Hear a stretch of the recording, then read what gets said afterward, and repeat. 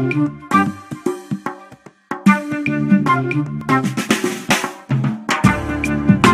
and welcome to the panel discussion at the Small Business Center, where we help entrepreneurs start, build, and grow successful companies.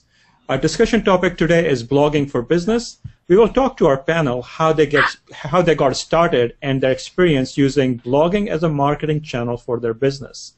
Joining us in the panel is Sarah Lottom from New York, Tom Bellinson from Detroit, Steve Freeman from Minneapolis, and Perry Goldman all the way from Costa Rica. I'm Rehan Abdulmughni, your host and moderator from Vancouver, British Columbia. Before we get started, can I ask our panelists to briefly introduce themselves, starting with the lady first. Sarah, can you introduce yourself, please? Yes, sure. Hi there. I'm a website and graphic designer. I'm also a blogger. I live in New Jersey. I have 2 cute kids, a husband, wonderful husband, and a nice cat. My blog is mostly about tips on how to improve your website, or if you don't have a website, how to get a great website for your small business. Okay, great. And Steve, can we move to you? My name is Steve Freeman, and my website is greatbusinesscontent.com. I provide information to small business owners using both blogging and video as well. I'm fairly new to blogging. My site was launched last June 1st, and since then I've been able to grow the amount of people that come to my site to about 700 to 800 per month. Great. And Perry, please. Sure thing. Hi, my name's Perry Gladstone, and as Rehan has said, I live in Costa Rica. I'm actually here part of the year and in Toronto on a lovely boat the rest of the year.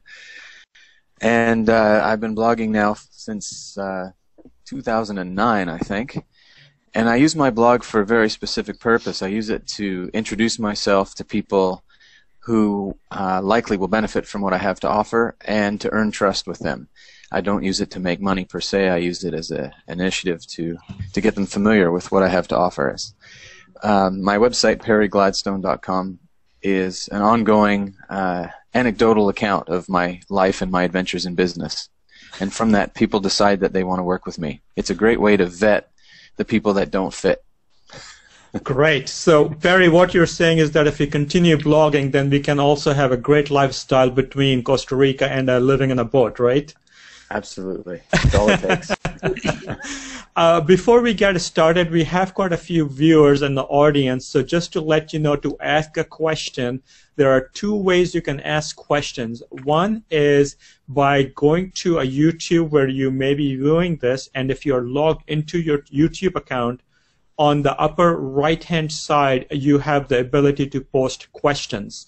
The second way to ask questions, if you want to, is go to our group on LinkedIn at Small Business Accelerator. And I have just started a manager's choice for this particular topic, and you can post your questions there. And as we move forward today, I will look at those 2 places to see where the questions are coming from.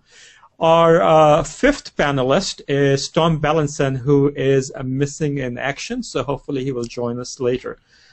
Let me get started with the first question. How did you all got started in blogging, and why did you decide that blogging was the way to go with? Again, I will start with this time I will start with Steve, because you're the newest member in the blogging community. So what got you started, Steve? Well, to be able to earn a living, actually, there is only one way I feel that you can drive traffic to your site, and that's to be visible and to be an authority. And the only way that you can do that is to write content, quality content, put it out there. And as you know, Rehan, I do a lot of LinkedIn. I've, since September, been doing LinkedIn. Every day I go on for an hour and a half. And I look for my posts to see if anybody's commented on those, and then I also will go in and find interesting articles and comment on them, and then put a connection request with those people in order to be known, to be seen, and to connect effectively. Okay, so blogging, you're essentially saying, is a way to get to people by offering them your content was the reason why you started. Yes. Okay. So, Perry, you've been doing it since 2009. What got you interested in it, and how are you connecting with people using the blog? I decided to start writing in a public forum, in this case the blog, simply because I wanted to share my adventures with people and get some feedback. Okay. I had the intention of, at the time I was actually running an ad agency in Toronto, and what I wanted to do was start building an audience for myself. I mean, it was a very selfish exercise, but my intention at that time was to get out of the advertising industry and into the business of being me. Okay. And so the blog was, I started blogging specifically to establish that. So instead of business branding, you were actually more interested in personal branding. You were branding yourself. Absolutely. I was building my own brand, if you will. Okay. And slowly but surely I managed to build up a pretty interesting and dedicated audience. Oh, great. Okay. And Sarah, what got you started into blogging? Well, for me, it was mostly when I created a website. When I first met my customer, and he has questions for me, and I noticed that a lot of them had the same questions. So I decided to just create a blog to answer the question for my customers, as well as everyone who's interested to know, how to have a better website. For example, what should you have on your website, or what colors to use on your website? Those are different questions that I always get. Okay. So I just decided to create a blog and answers all the questions. So you are using blogging as a frequently asked question type thing? Would that be fair to say? Yes, pretty much. Okay, so like Steve mentioned that he is using blogging to connect with people on LinkedIn. Sarah, how are you connecting with the blog? Instead of are you just simply sending, if somebody asks you a question, you just point them to a blog post, or are there other ways you're connecting with them as well? With my clients, you mean? Yes, using the blog in particular. Well, I will send them my blog if it will answer the question, but if not, I will use YouTube. I think YouTube is a wonderful channel, or LinkedIn. I love LinkedIn. So right. Anyway, you know what? Anywhere I get answers for my clients, I will go there and use it. There's no limit. Okay. So, Steve, you mentioned that you are connecting with LinkedIn. I know you have posted a lot of your blog posts on my group, or our group, I should say, and I'm assuming you posted on other groups as well. Besides that, are you promoting your blog elsewhere? I use Twitter as well. I've got about 1,400 Twitter followers. I really find that to be a low value area. I do use Hootsuite in order to buffer all of my posts and put them both on LinkedIn and through Twitter. And I'm able to see through the analytics where I'm getting any kind of response or if I'm getting clicked on. And through Twitter, I'm not getting anything through them. Okay. Now, everything that I do is designed to bring people to the website and eventually to get them to sign up as an opt-in to the website. Okay. So that they can follow me closely there. So that it's all driving it to that one location. And I'm assuming, Perry, you do it the same way. That's how you have grown the very dedicated following list. Do you have them sign in or opt into your blog post? Absolutely. The blog posts are I post the blog posts to the social media sites, LinkedIn, Facebook in particular. Like Steve, I find Twitter is sort of an afterthought. Okay. As far as results go. How is Facebook?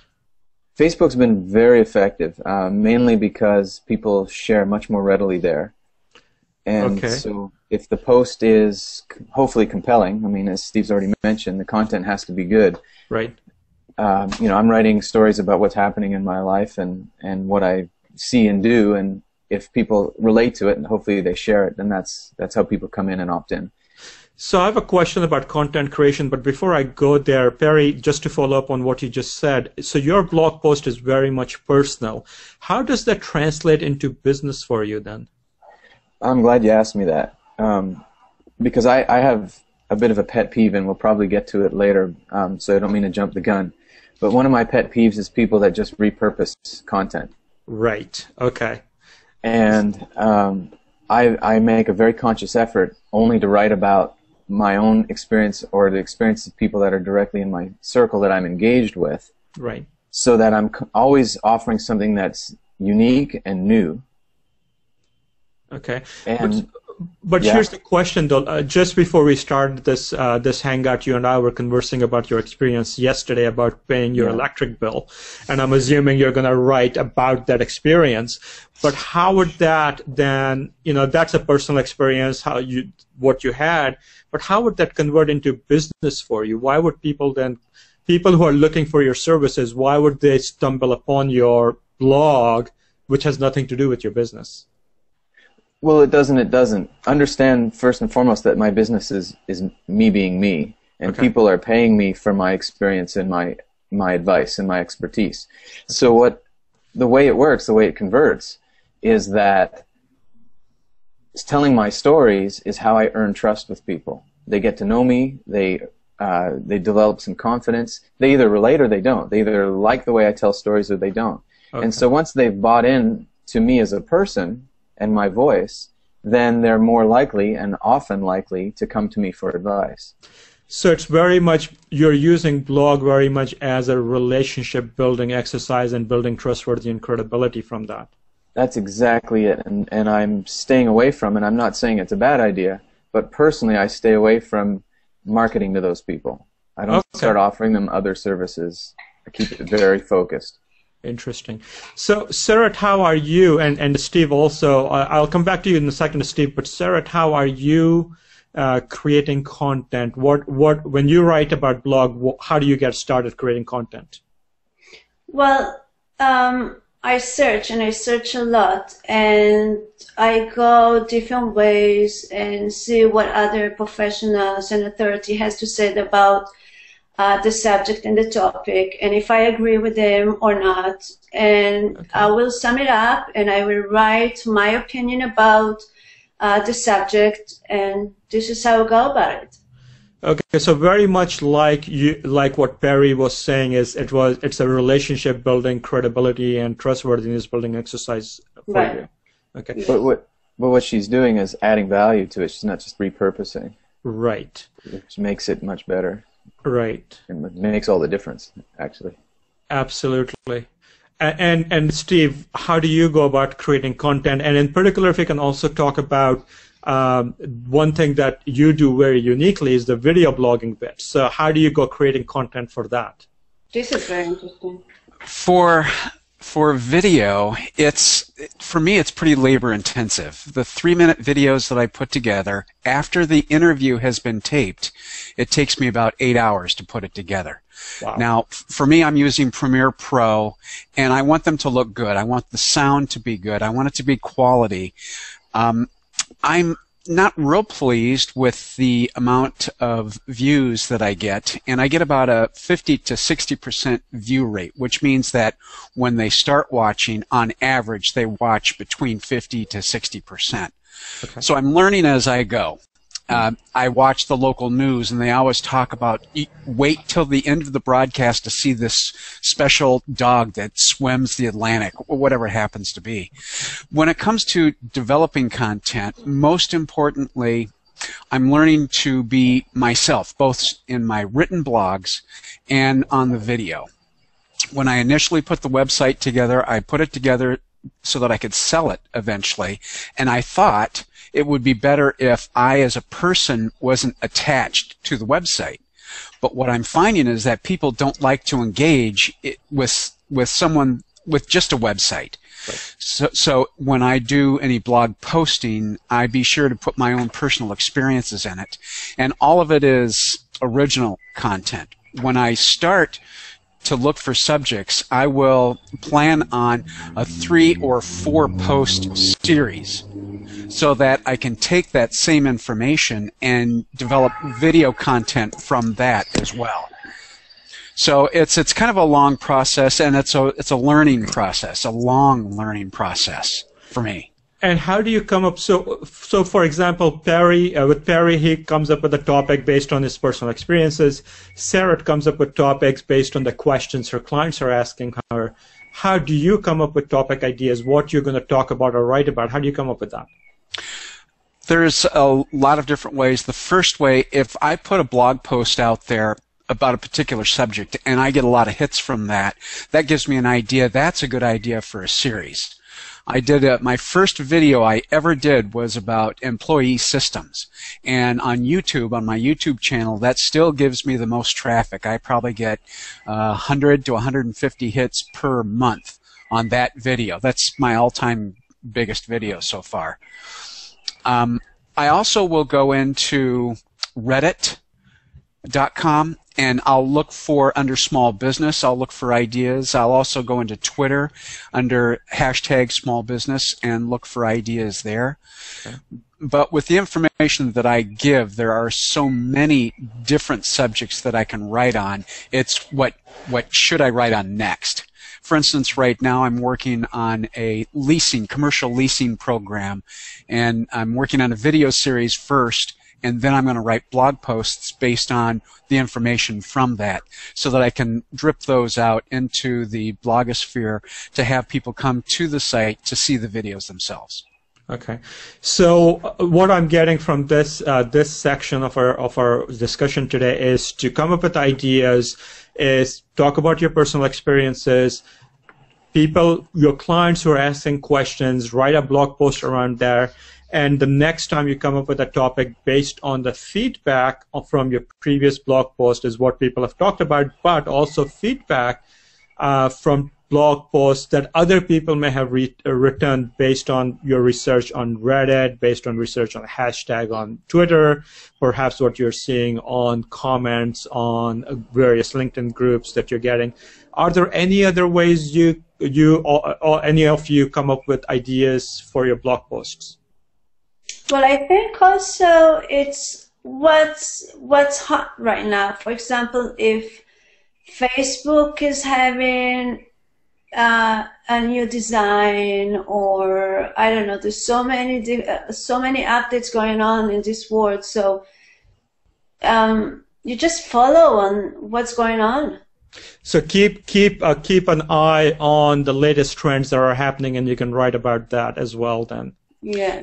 I would say, too, just being aware of what people are talking about. I went to a meetup recently, and they talked about an idea or an issue that they were having with information about small business. And it's like, oh, hey, there's a subject I could write on. Right. So it's just a matter of listening and being focused to what your potential market is saying out any place. Right. I think Steve's absolutely right. And you know, one of the most important things in regards to what you're asking, Rehan, is what your business model is. If you're selling timely material, then absolutely you want to stay on top of what the discussion trends are. Most of the time, in my experience with my clients, there are specific issues that come up over and over and over again. Okay. And so it makes a lot of sense to me to be familiar with, I mean, if you're an expert in your area, which you need to be if you're going to be blogging about anything, then you want to know what that market comes up with over and over again and make sure that those types of issues are addressed so that when they come up, that content's already available. Okay. So I've just checked for any comments or questions from our audience. We have actually about more than a dozen people viewing this discussion. Please feel free to ask questions either on YouTube if you're logged in or on our LinkedIn group at Small Business Accelerator. Right. So we talked a little bit about how to promote your business, your blog on various sites. We talked about Twitter, which apparently is not working out very well. We talked about LinkedIn and Facebook. Sarah, besides LinkedIn, where else are you promoting your blog? Are you doing it anywhere else? I would do Twitter. What I do basically, after I write my blog, I will send it I will send it out to my followers, and a couple of days after, I will create a newsletter out of it. So that's another way to send it out. And then what you can do, you can create a YouTube video and send it out again. And what other channel? Of course, as I said, Twitter and Facebook, and what I'm trying to think. I know there's some website that just let you shoot away, and they will post it on. I think it's called Pingoat, right? Okay. Yes, Pingoat.com. So it will shoot it away to like 100 different websites. Okay. That's a good one also. Great. Now, I know you do some guest blogging as well, sir, because you do that for us, and that's one way to promote it. Do you do it anywhere else, and what has your experience been with guest blogging? No, I do it mostly with you, and I love it. I get so much more people coming in and ask me questions, and it just helped me expand, of course, my audience, but it set me as a professional. Okay. And that's for me, it's a really great way to go, because I get so many different people, I get so many different audience coming back to my blog and my website. Right. So thanks for the plug. Anybody else who might be interested in guest blogging on the Small Business Center, feel free to let me know. Are you, Steve or Perry, are you guest blogging elsewhere? I've just started doing some guest blogging. I've not done much to it. For me, as you know, as I've said before, I've just started. I'm fairly new. It feels like I've been doing it for a million years, but fairly new. And what I find, it's the same as any business, where you start with some basics and you allow an amount of time to get used to that, to learn the system, develop your own system that makes it easier to work, whatever that promotion might be. And once you've got that into part of a routine, then move on to another marketing outlet. Right. I think for me, if I had gone out and tried to do Twitter and Facebook and LinkedIn and YouTube and all of the different things that are out there, it would have been overwhelmed. It still feels like it's overwhelmed to me. But I've got a successful YouTube channel, and LinkedIn is working really well. Okay. Facebook, I'm just lost in. I'm going to save that for later. even though I do have a Facebook page, both business and personal, I don't know what I'm doing, so I'm not doing much of anything other than posting my blogs. I am actually going to what you just said. I'm going to repeat that, Steve, because I think you hit on a very, very important point about being focused. Like you, I started a Small Business Center in January of last year, and it was the same thing, right? You talk to people and they said, you need to be on Twitter, you need to be on Facebook, you need to be on Pinterest, you need to be everywhere. And we all have 24 hours in a day. We can't. Pick one, get good at it. Doesn't matter which one it is. Get good at it. Get your processes down in pat, and then you will get better at it at a lot smaller time frame. Continue doing that before you move to another channel. Absolutely agree with you on that.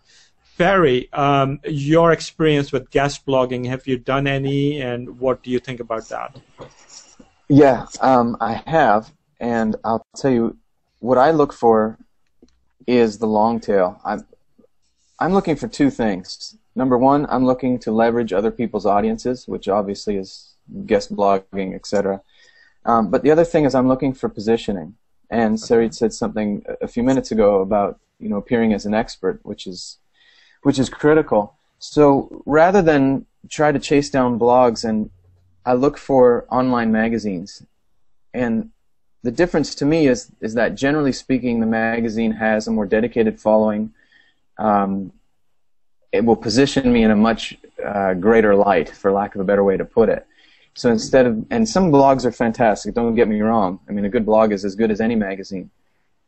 But the magazines tend to have a more loyal crowd from my experience. So I will try to write articles that I think are going to stick around a lot longer and get me an audience and get me the credibility associated with that magazine and that brand, which generally, like I said, I'm repeating myself, is stronger than with a blog.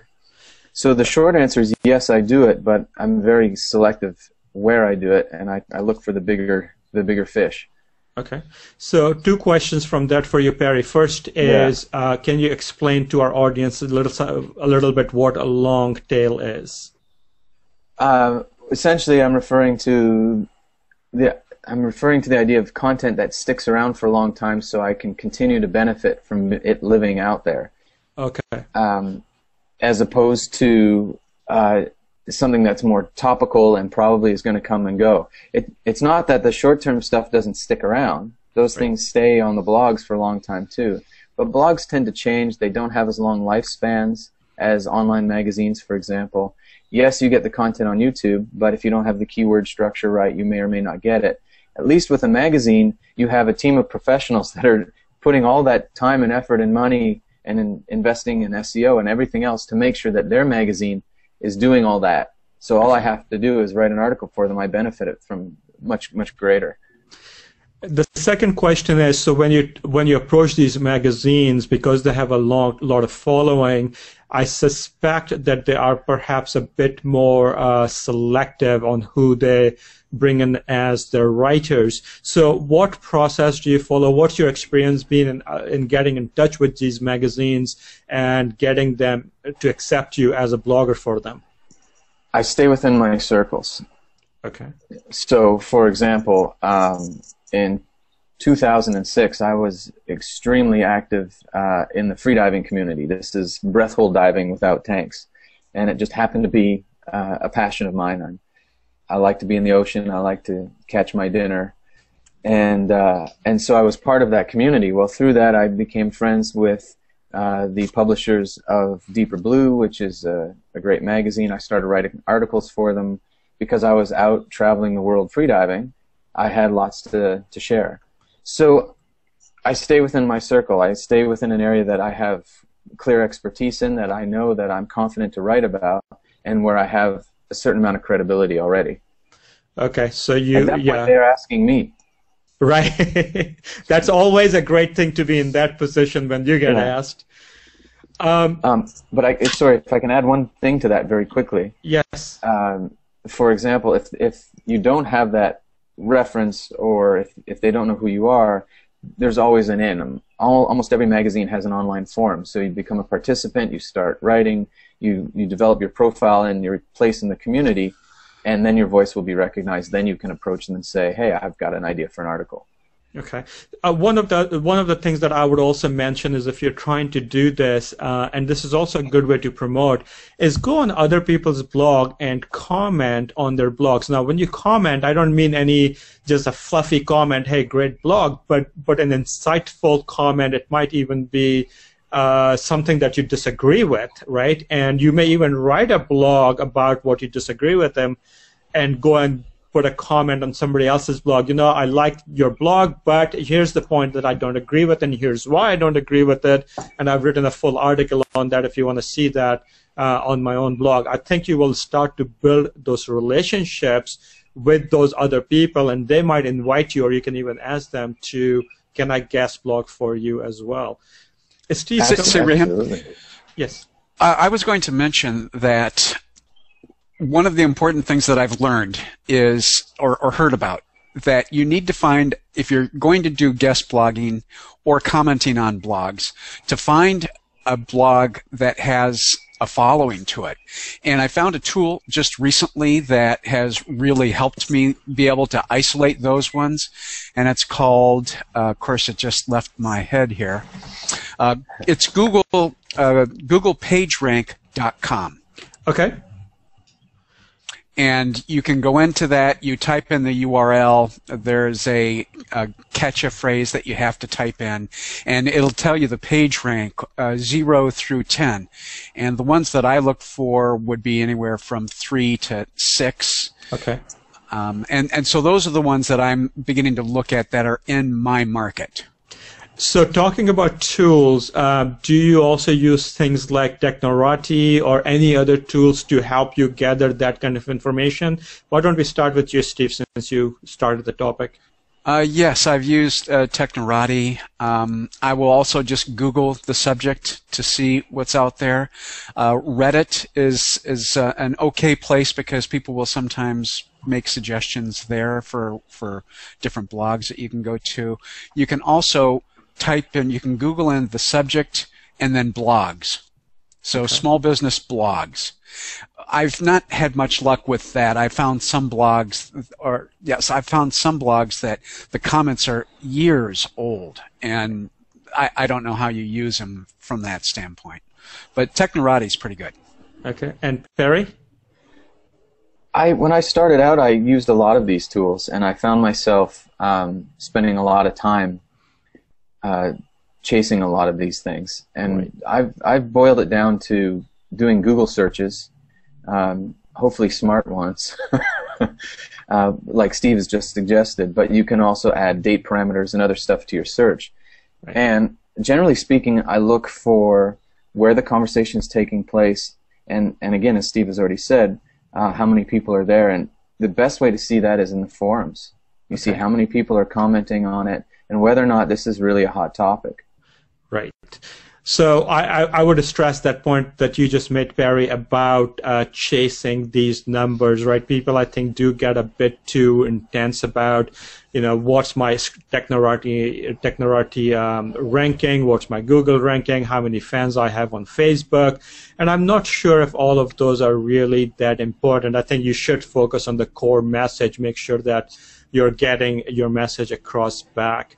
Welcome back, Surat. I think you're having some technology problem there. Yes. Can I make a quick comment? Sorry, Yes, please Rayhan, do. Yes, go ahead. Before you bring up the next topic, I think you're absolutely right to say that. I mean, ultimately, at the end of the day, it comes down to conversions. Yes. And so whether you've got, I've got 60,000 plus followers for my band. Right. That's great. On Facebook, on our Facebook page. It's not huge, but it's not too small either. But the reality is, what can I do with 60,000 followers? How many of them buy our records? Right. Well, what I discovered is that I can go out and I can really try to push those numbers up and all the rest of it, but generally speaking, they don't buy. They don't convert from Facebook over to buying a track or a stream or that often. But what it does do for me is it gives me something I can leverage to go get a distributor in another country. Okay, interesting. And so Steve sort of mentioned this earlier, but my point being simply, forget about the important metric is conversion, and when thinking about conversion, be very clear on what you're trying to convert to. And it may or may not be just, if I get this many followers, then this percent is going to click through and I'm going to get my 5% affiliate. I mean, it's great if that's the business you want to be, conversion in other ways. Right. And therefore understanding how to use the metrics differently. Does that make sense? It does make sense, and it's a great segue to a question from Susan on our LinkedIn group. She's asking, how do you convert your blog followers to eventual clients via landing page, opt-in page, or how do you do it? What is your conversion tactic? But the question is, what are you trying to convert to? So in this particular case, she is saying, I think her conversion is really how do you get them to opt in the first place. Let's say that's your first goal. You bring a visitor to your site, and now you want them to sign up to your opt-in email newsletter. How do you do that? In my experience, the best way to get them to opt in is to give them something for free. You have to offer some type of value. And so if they opt in, then they immediately get, by autoresponder or however you want to do it, your white paper or, your MP3 or access to a video or whatever else it's going to be. Okay. Sarah, how are you converting your customers? Well, for me, conversion is just being a great web designer. So if the next time they have a website they want to redo, they will come to me because they know they can get all the answers from me. Okay. Absolutely. Okay. And Steve? For me, what I do on each one of my posts and on the videos now as well, I'm not bashful anymore about asking them to sign up. I give them the quality content first at the very bottom of the post, just above my author box. I have a hyperlinked area that says sign in to the for the website, opt into the website. For me, that is my conversion because I don't have a lot of product right now. I eventually will have video product how-to sell. But for right now, I need to get a list built up in order for that to be effective. So for me, it's the opt-in. I do it on my videos, and then I also, in writing, do it on my written posts. So you're saying call to action is important to you, but one point that's coming out is that your call to action is give them good quality content, like Perry said also earlier, and then at the end of it, just do a call to action. Why not make your call to action more prominent earlier on the page? Because you said earlier, especially with your video, you get about 50 to 60% of the people watching people watching 50 to 60% of the video, and not the rest of them. They may not be reading your entire post and may not be getting down to the author's box. Why not give them a call to action earlier? Well, I try to write my posts in such a way that they're not hard to read. I do bullet points. I try to keep it less than 400 words. So it's difficult to be able to design a page that is easy to see, easy to look at. It's the colors of my website, and the hyperlink is one of the colors of my website. If I put it in earlier, to me it feels like there's the pitch, and then you get the quality content. If I was doing a sales page, I would do that. Okay. But this is a blog post, so once they view it, if they like it, if they don't like what they've read, or if it's so uninteresting that they can't get to the bottom of the page, they're probably not going to opt in anyway. So what you're saying is a blog is an educational piece. Keep it educational. Don't make it too salesy. I think so. You've got to get a good point across, but at the same time, it's got to be quality. Regardless of what it is, it's got to be quality stuff. Okay. Can I agree with? Oh, sorry, go ahead. I want to agree with Steve too. You are giving something away for free right from the get-go. You know, in this case, the blog post. So you're creating value and you're offering something, and then if you want to get further opt-in, then you can either offer something, so there's an incentive. The other thing I just would want to bring up quickly, because I did a lot of research with one of my clients about a year ago on this, and they spent a lot of money on a particular type of biodynamic research, this is a company that sells advertising research. And so what they do is they screen television ads and they wire people up and they see where the emotional response is during the ad. And the number one most important thing and takeaway here is understanding that that's when you need to engage with your branding. Barry, you broke up a little bit, and I think we missed the key word you were saying. Sorry, I'll try again.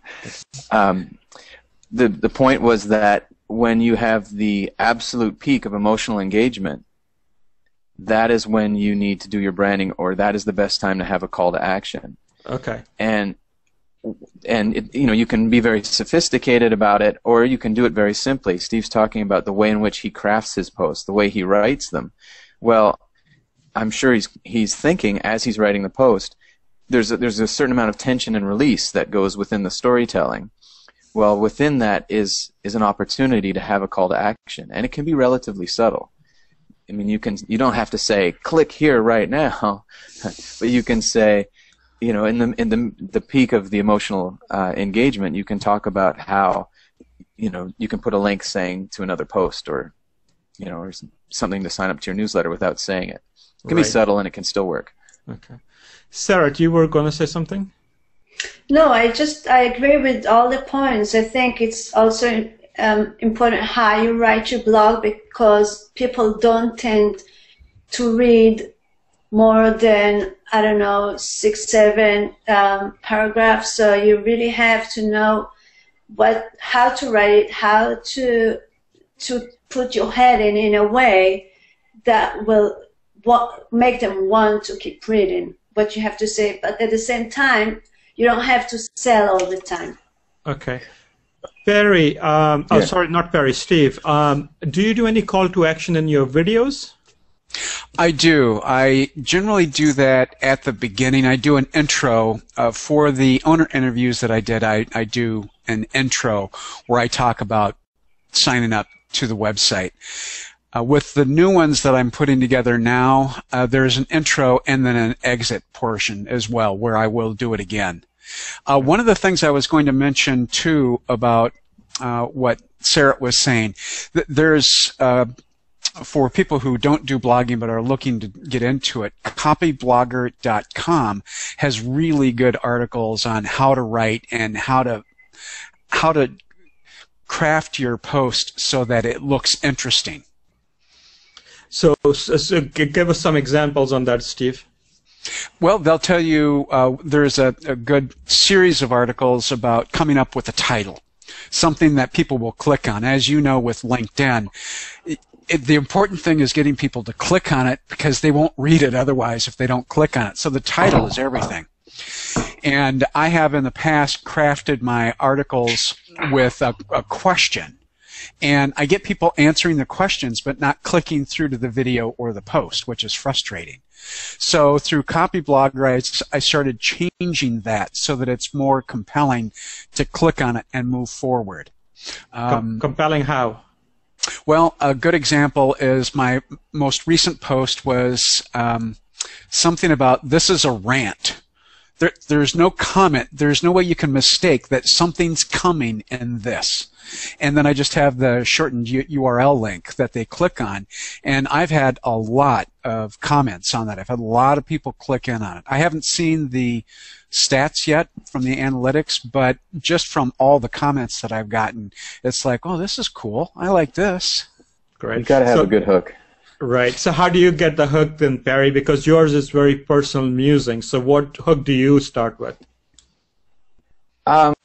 I try to be a little bit quippy. It isn't always necessarily the best, but don't forget that the people that are reading my blog are interested in the stories I have to tell already.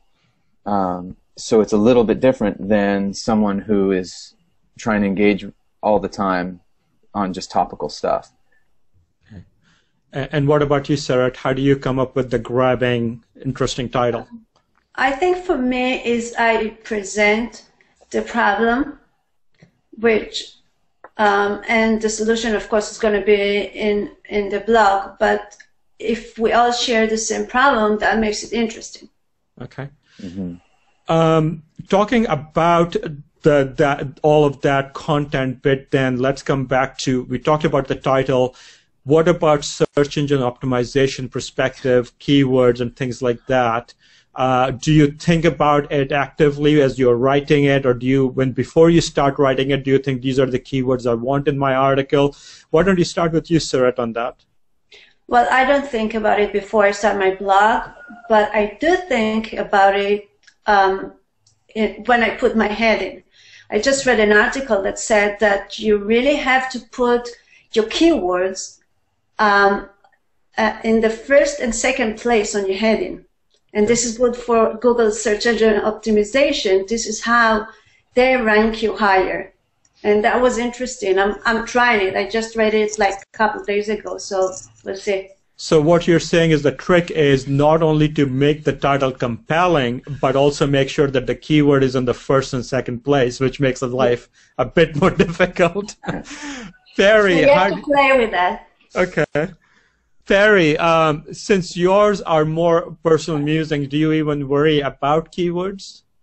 I don't worry about them, but I certainly consider them. Okay. I have a two-part answer. For my own stuff, what I do is I make sure that the keywords are in other unique places. For example, I always post a picture with a blog.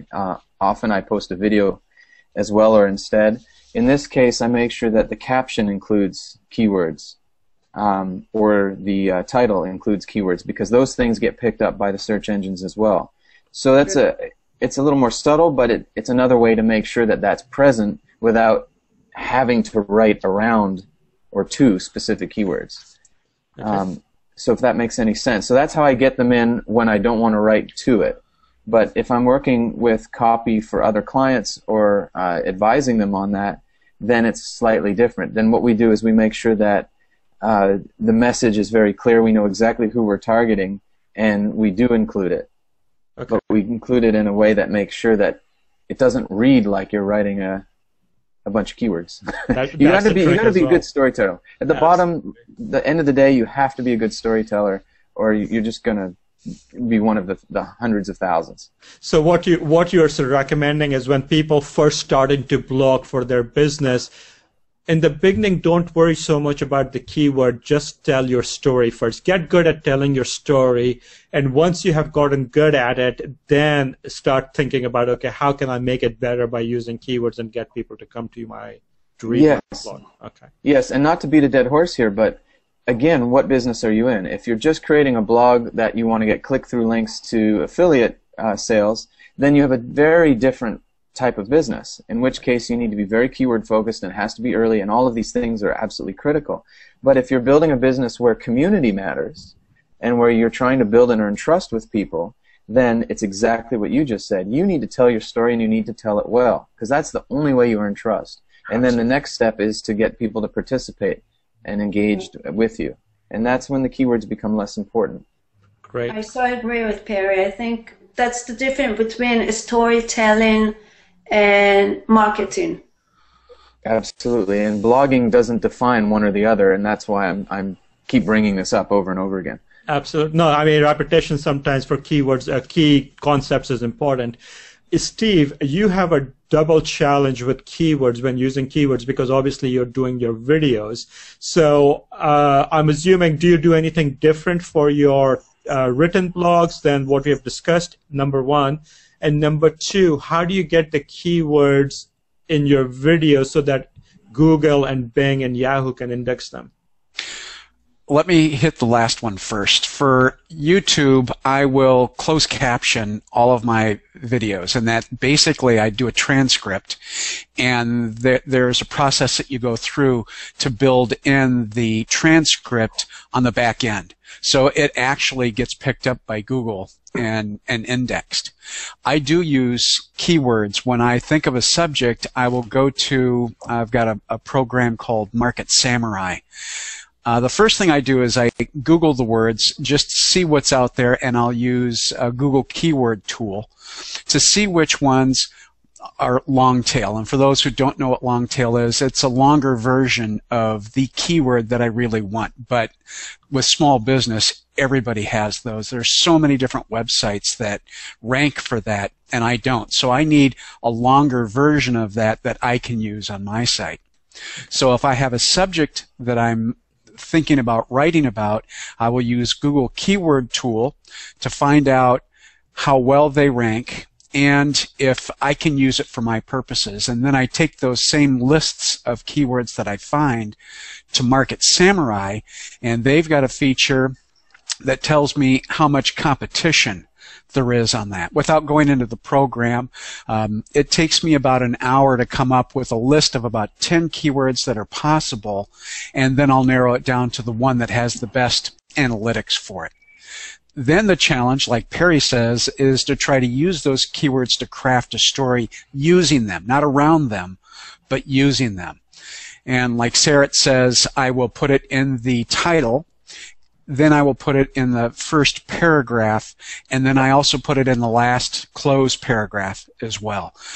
I don't try to bend my post around it. If it fits, I'll put it in. If I have to change the keyword in the body, then I'll do that. I'm not focused on only the keyword. Okay. Great. That's actually, it's been a great discussion today. I think we will now wrap it up, as I wasn't expecting it to go almost an hour long. I was expecting it to be half an hour, but we got some great points. Let me just, some of the key points that were made at this today, let me just summarize them. One is marketing. So you all are using Facebook, LinkedIn, all of you are using it. Some of you are using Facebook, you're using Twitter. Twitter hasn't been that good for pretty much all of you. LinkedIn has worked well, and Facebook has worked well. Some of you are doing guest blogging. Some of you are commenting on other people's blogs. Some of you are also approaching magazines that already have a good following for your promoting it. You are using call to action, and you're experimenting with call to actions, and you're also experimenting with keywords and seeing where they work and how well they work. I think we will wrap it up by asking each of you for some last words. Why don't we start to my left, starting with Perry. Any last words, comments, advice, suggestions? Absolutely. if I were to sort of leave one thought with you, I would say, remember that if you capture the heart, the mind will follow. In other words, go for emotional engagement, build trust, and allow people to get to know who you are and what you're about, because that is how you're going to be top of mind go forward. And unless you're in the business of trying to capture sale in the next 30 seconds, that's the approach I recommend. Great. And Perry, if they want to contact you, what is your website address? It's real easy. It's perrygladstone.com, perrygladstone.com, and I offer sessions on Skype, or you can come see me in Costa Rica. It's beautiful down here right now. I would love to take you up on that offer. Sarah, last words from you, and where can they reach you? So I think that for blogging, if you have nothing to say, don't blog.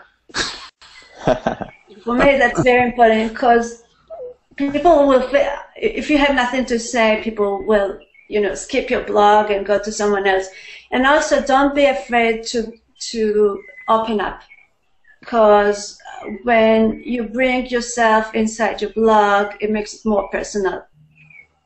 And that's it for me. And you can reach me at my website, and it's lotemdesign.com. LOTEM? Designs? LOTEM, yes, design.com. Okay, great. Thank you. And Steve, what are your last words, and where can they reach you? First, they can reach me at greatbusinesscontent.com.